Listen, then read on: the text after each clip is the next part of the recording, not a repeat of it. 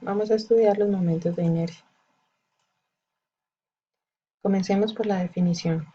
Los momentos de inercia de un área diferencial respecto a los ejes X y Y corresponden al cuadrado de los brazos por el diferencial de área. Recuerden que el diferencial de área representa un pequeño segmento de esa superficie. O sea que si sumamos todos los diferenciales de área, vamos a tener el área total. De forma que los momentos de inercia se determinan por integración para toda el área. La inercia en X corresponde a el brazo, que corresponde a la distancia que hay desde el diferencial y hasta el eje X, que es una distancia que es paralela al eje Y. Así que la hemos llamado Y al cuadrado por el diferencial de área integrada en toda el área. Y para el momento de inercia respecto al eje Y, el brazo corresponde a la distancia desde el diferencial de área y hasta el eje Y, que corresponde a una distancia X paralela al eje X al cuadrado por el diferencial de área integrado en toda el área. Los momentos de inercia respecto a los ejes X y Y son siempre positivos y las unidades son unidades de longitud a la 4, metros, centímetros, milímetros, pulgadas, pies a la 4.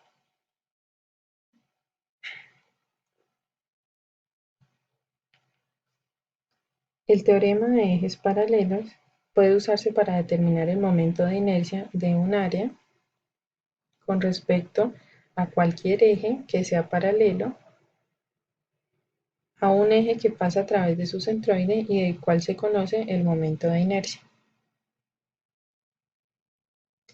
Si hacemos el análisis respecto al eje X, entonces tendremos el producto del brazo del diferencial de área hasta el eje X.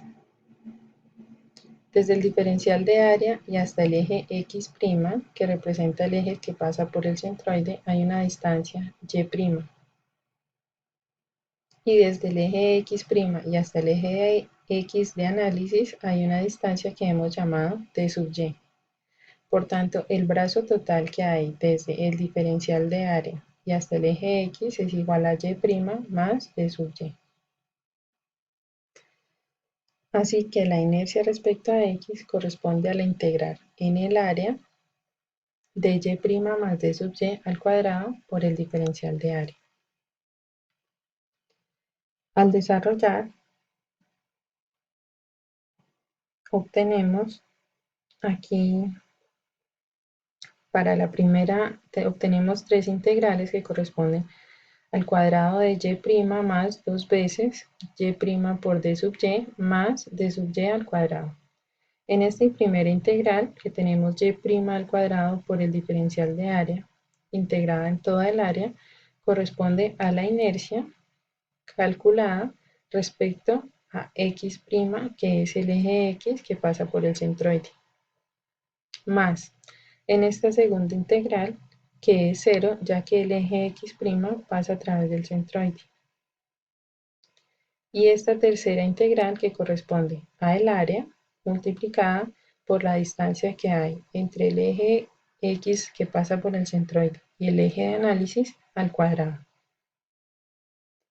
Así que la inercia calculada respecto al eje X es igual a la inercia de la superficie respecto al eje X que pasa por su centroide más el área multiplicada por la distancia entre los dos ejes de análisis al cuadrado.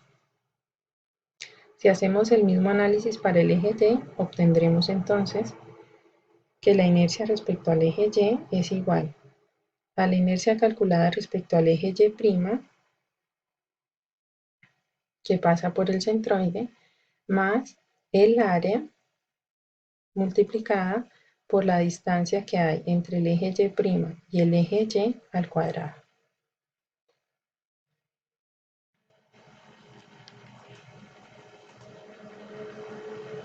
Definamos el radio de giro de un área. El radio de giro de un área con respecto a un eje tiene unidades de longitud y es una cantidad que se usa para el diseño de columnas. Si se conocen las áreas y los momentos de inercia, los radios de giro se determinan como el radio de giro respecto al eje X es igual a la raíz de la inercia calculada respecto al eje X sobre el área, y el radio de giro K sub Y es igual a la raíz del momento de inercia respecto al eje Y sobre el área.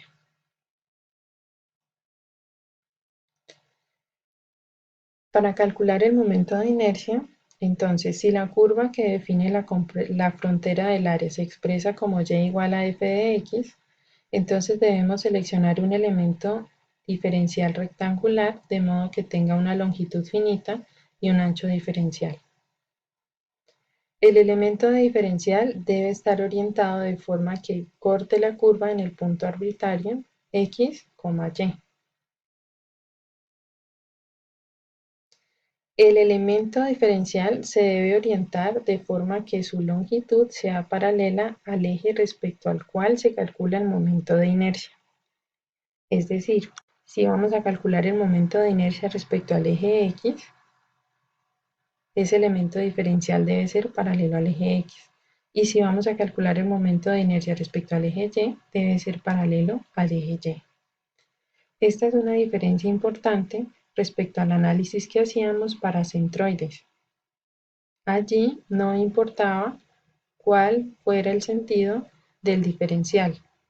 Era una selección a conveniencia de acuerdo a las variables de integración. Aquí en el momento de inercia, no.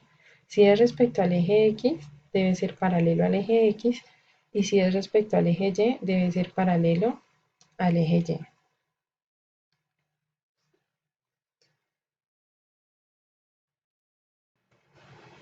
La razón para tal condición es que cuando voy a hacer el análisis del momento de inercia respecto al eje X, por ejemplo, y tomo un diferencial que es paralelo al eje X, todos los elementos aquí en el diferencial están a la misma distancia desde el eje X de análisis.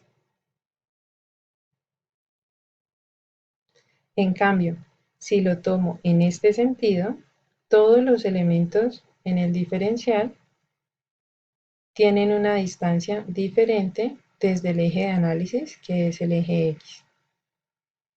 Y lo mismo pasa con el eje Y. Entonces, siempre debemos orientar el elemento de forma que su longitud sea paralela al eje con respecto al cual se calcula el momento de inercia. Y posteriormente pasamos a integrar.